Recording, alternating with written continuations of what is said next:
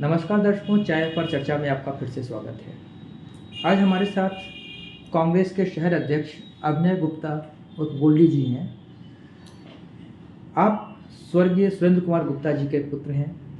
सुरेंद्र कुमार गुप्ता जी वही हैं जिन्होंने बहुत लंबे समय तक शहर में होकर कांग्रेस की सेवा की और यहाँ से लेकर लखनऊ दिल्ली तक उन्होंने कांग्रेस के लिए काम किया।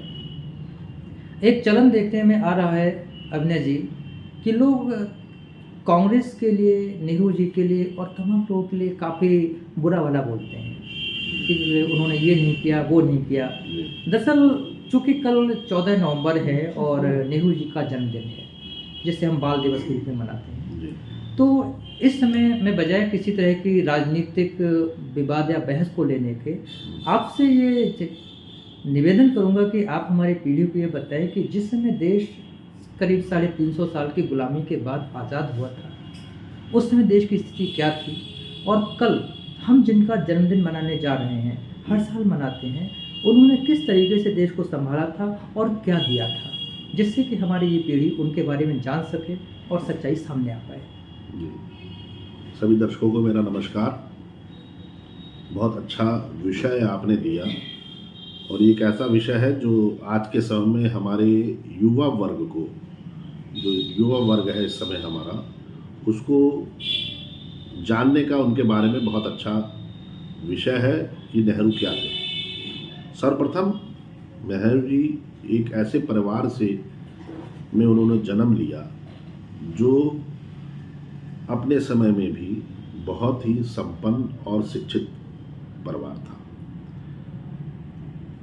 इलाहाबाद के वो रहने वाले थे। एक ऐसी धरती, वर्तमान में प्रयागराज, जो आस्था, धर्म और शिक्षा के क्षेत्र में हमेशा अग्रणी रही है। वहाँ पर उस जन्म भूमि पर उनका जन्म हुआ और बहुत ही संपन्नता के साथ उन्होंने अपने बचपन से लेकर युवावस्था तक का समय बहुत ही अच्छे से व्यतीत करा। उस समय का जो समय था वो ऐसा था कि जब हमारा देश अंग्रेजों का गुलाम था और आपने अभी कहा कि करीब 350 साल हम गुलामी में रहे, तो मैं आपको बता दूं कि हम 350 नहीं, हमारा देश करीब 600 साल से ज़्यादा गुलाम रहा। पहले सर्वप्रथम मुगलों ने राज करा, मुगल भी हमारे देश में बाहर से आए। जी बिल्कुल। फिर उसके बाद डच आए, फिर पुर्तगीज़ आए, अंग्रेज आए, फ्रेंच आए। इन लोगों ने समय समय पर भारत के अंदर आकर राज करा और भारत की संपन्नता को इन्होंने लूटा। हाँ, ये हम कह सकते हैं कि मुगलों ने जब यहाँ पर आए थे तो उनका भी ध्येय यही था कि भारत को लूटेंगे और चले जाएंगे। लेकिन भारत की संपन्नता, भारत की सभ्यता को देखकर वो इतना प्रभावित हुए कि फिर उन्होंने भारत के अंदर रहकर भारत के विकास के लिए, भारतवर्ष के विकास के लिए काम करा और अपने स्तर से भारत को उस समय के लिए विकसित करा। लेकिन दुर्भाग्य रहा कि उनके कार्यकाल के समय में ही बहादुर शाह जफर के समय आखिरी मुगल शासक हुए जी। उससे पहले अंग्रेज यहाँ पर आ चुके थे। ये बात तो उस समय की रही कि किस तरह से हमारा देश गुलाम रहा। ये तो वो समय रहा कि जब हमारा देश गुलामी की तरफ बढ़ चुका था, जंजीरों में जकड़ चुका था। बहुत से, नेहरू जी से पहले बहुत से स्वतंत्रता सेनानी हुए जिन्होंने रानी झांसी, तात्या टोपे और भी अनेक से सूरमा स्वतंत्रता सेनानी हमारे यहाँ हुए। हर राज्य, हर प्रदेश में उस समय स्वतंत्रता सेनानी, हर बच्चा स्वतंत्रता सेनानी था। बच्चे बच्चे में अलग थी। इनकलाब जिंदाबाद, इनकलाब जिंदाबाद के नारे थे और भारत की आज़ादी में हर ने अपने स्तर से, किसी ने तन से, किसी ने धन से, किसी ने अपने श्रम से भारत को आज़ाद कराने में अपना योगदान दिया। जो जैसा कर सकता था उसने वैसे सेवा करी और भारत को आज़ादी दिलाने में अपना योगदान दिया। एक तरह से मैं कहना चाहूँगा कि उस समय पूरा देश अपनी स्वतंत्रता के लिए समस्त जंजीरों को तोड़ने के लिए व्याकुल था और एक मत था, एकजुट था। और आज जो हम जिस हवा में सांस ले रहे हैं, ये हमारा सौभाग्य है कि उन सभी के त्याग और परित्याग से आज हम इस मुकाम पर पहुँचे हैं और एक स्वतंत्र देश की आबो हवा में हम सभी लोग सांस ले रहे हैं। नेहरू जी का व्यक्तित्व, तो मैं तो कहूँगा कि एक ऐसा व्यक्तित्व जिसका मैं वर्णन करने के योग भी नहीं हूँ, लेकिन आपने क्वेश्चन करा है तो मेरा सौभाग्य है कि मैं कुछ कह सकूं। नहीं, बिल्कुल, हमारी पीढ़ी बाल दिवस के अवसर पर उनके बारे में जाने, उनके अच्छे कार्यों के बाल दिवस के लिए तो ये कि उन्हें बच्चों से बहुत प्यार था जी, और लोग उस समय के बच्चे उन्हें चाचा नेहरू के नाम से जानते थे और वो बच्चों के बीच में जाके बच्चे ही बन जाते थे और उन्हें अपनी तरफ से वो सभी कुछ शिक्षा और बात बताने का प्रयास करते थे जो बच्चों के भविष्य को संवारने में बहुत योग्य है। और बच्चे वो मानसिकता, उस हृदय के लोग होते हैं जिनका स्वभाव और दिल निश्चल होता है और जहाँ पे उन्हें प्रेम मिलता है वो उसी की तरफ मूव कर जाते हैं और उसे एक नाम दे देते हैं, जैसे कि चाचा नेहरू। नेहरू जी ने स्वतंत्रता संग्राम में हिस्सा लिया, अनेक बार, करीब 3,500 दिन से ज़्यादा वो जेल में रहे। अगर हम उन्हें काउंट करें सालों में तो करीब अपने जीवन के 10 साल जेल में रहे, उन्होंने जेल में व्यतीत करे। और भारत की जो छवि है, भारत के विषय में जो है, मैं एक बहुत छोटी बात कहूँगा कि उन्होंने एक पुस्तक लिखी, डिस्कवरी ऑफ इंडिया, जी, जिसे हम कहते हैं भारत एक खोज। उसके ऊपर दूरदर्शन ने एक बहुत बढ़िया सीरियल भी बनाया था। अगर किसी ने भी, आज की युवा पीढ़ी ने उस किताब को पढ़ लिया बड़ी तन्मयता के साथ, तो मैं गारंटी से कहता हूं कि वो अपने भारत को पहचान लेगा। और वर्तमान में जो नेता लोग हैं, वो किसी भी नेता में, चाहे वो गांधी परिवार का ही क्यों ना हो, मैं इस बात के लिए भी आपसे कहता हूँ, उनके व्यक्तित्व के आसपास भी नहीं है। बिल्कुल नहीं है उनके व्यक्तित्व के आसपास, ये बिल्कुल सच बात है। और वर्तमान के में जो नेता लोग हैं, वो उनके ऊपर दोषारोपण, उनके काम के ऊपर दोषारोपण लगाकर अपनी राजनीति को शाइनिंग देने का प्रयास करते हैं। और आज की युवा पीढ़ी उनकी बातों में आकर, झूठे बातों में आकर, उनके अपना आदर्श मानकर उनके पीछे चलने का प्रयास करती है। तो ये मेरा एक संदेश युवा पीढ़ी के लिए है कि वो उनका गलत निर्णय है।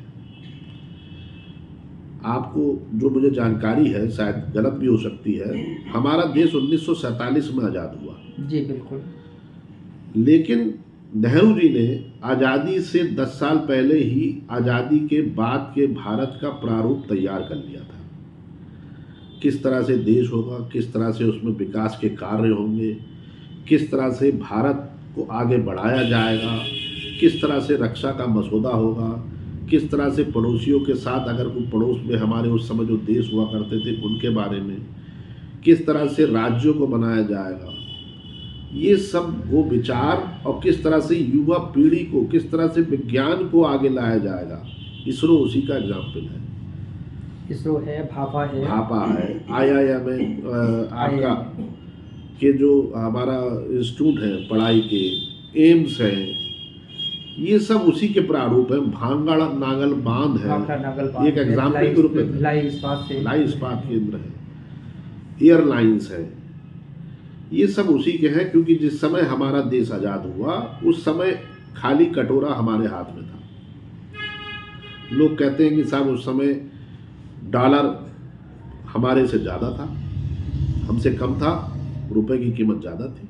हाँ होगी, क्योंकि अंग्रेज़ों ने आज़ाद करा था और वो उस चीज़ को बना के गए थे, लेकिन वो स्थिति आगे ना रहे, इसलिए वो संपदाओं को अपने साथ ले गए। लोगों के भारत के जो संपदाएं थी, जो बहुमूल्य चीज़ें थी, अपने संग्रहालयों में ले गए। देश का जितना भी कीमती रत्न थे, जी हाँ, धन थे, सोना था, वो सब तो लोग एक तरह से कहा जाए तो जब हमारा देश आज़ाद हुआ और भारत के प्रथम प्रधानमंत्री स्वर्गीय श्री नेहरू जी जब बने, तो भारत एक तरह से कोरी सफ़ेद चादर था और उसके अंदर रंग भरने का काम, उस चादर को, उस देश की माटी को रंगने का काम नेहरू जी ने अपने विचारों से करा। और ये बात है कि नींव मजबूत हो तो उसके ऊपर इमारत भी मजबूत बन के आती है। और जो देश 700 साल के करीब गुलाम रहा, तो आप उसे विकसित करते करते अगर हमें 80 साल होने को आ रहे हैं, तो कोई इसमें दो राय नहीं है। हम अपने मुकाम पे हल्के हल्के आगे बढ़ रहे हैं, लेकिन तब बढ़ रहे हैं जब हमारी नींव मजबूत है। हमने उस नींव बनाते समय हला चला के रूप में युद्धों को देखा। पाकिस्तान के साथ, चाइना के साथ हमारे युद्ध हुए। उसके बाद छुटपुट घटनाएं देश के अंदर और होती रहीं, कभी अकाल रहा, कभी सूखा रहा, कभी बाढ़ रही। उन सब दंश को झेलते हुए आज हमारा देश आगे बढ़ रहा है।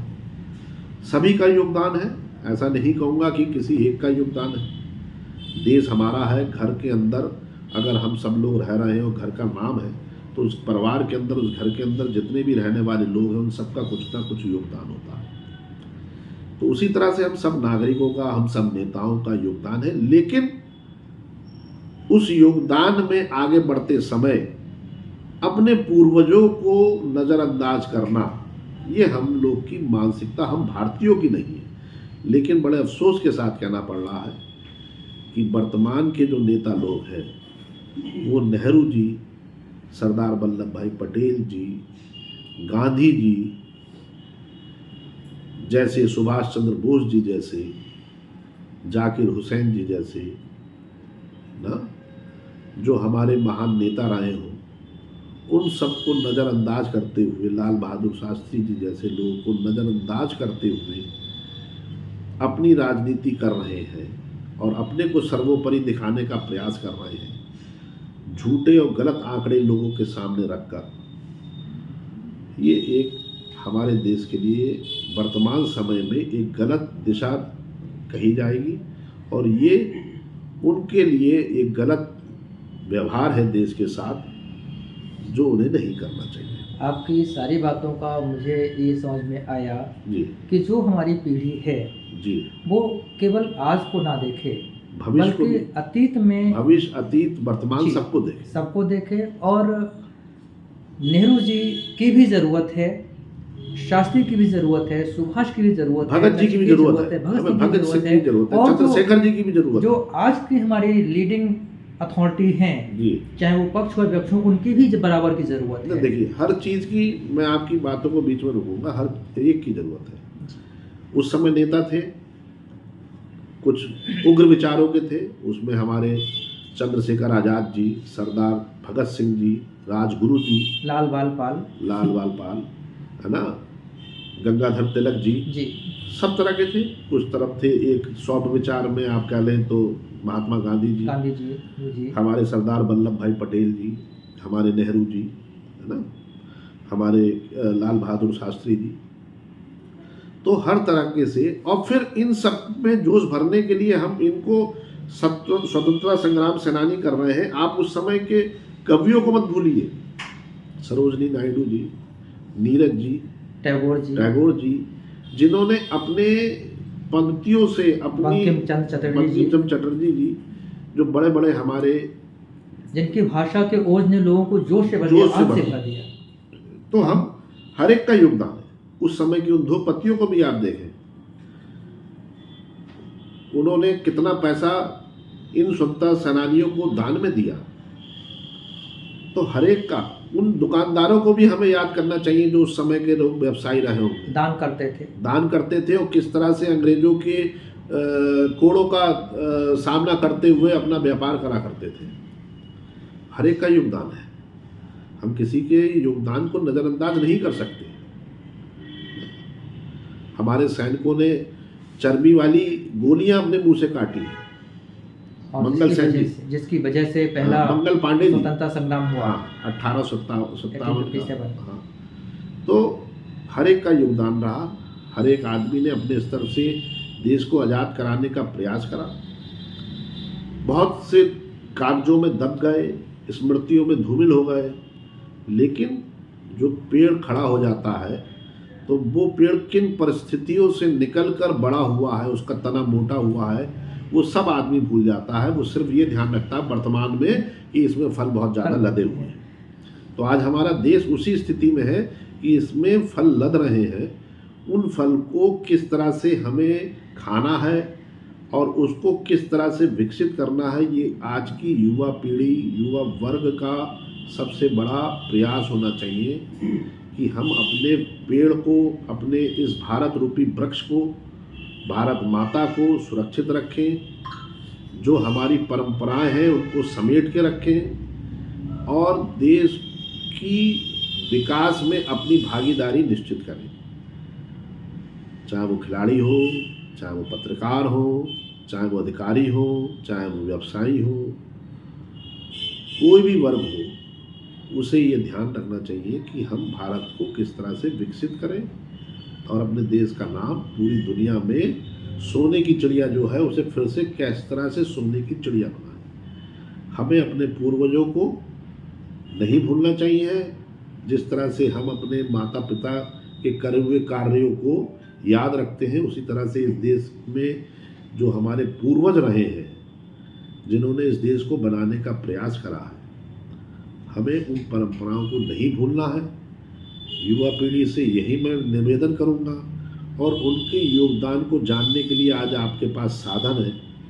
आप अपने मोबाइल के जरिए, इंटरनेट के जरिए आप उनके त्याग को अच्छे से जान सकते हैं और जानकारी ले सकते हैं और उसी तरह से अपने विचारों को विकसित कर सकते हैं, ना कि झूठा प्रलोभन, झूठी बात करके प्रचार प्रसार करने वाले लोगों से बचते हुए हमें उन चीज़ों को पे जाना चाहिए और उनके द्वारा करे हुए कार्यों को, उनके द्वारा लिखी हुई किताबों को पढ़ने का प्रयास करना चाहिए।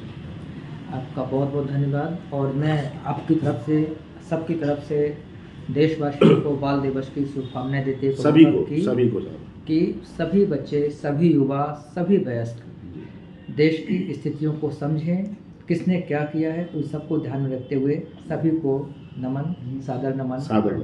नमस्कार।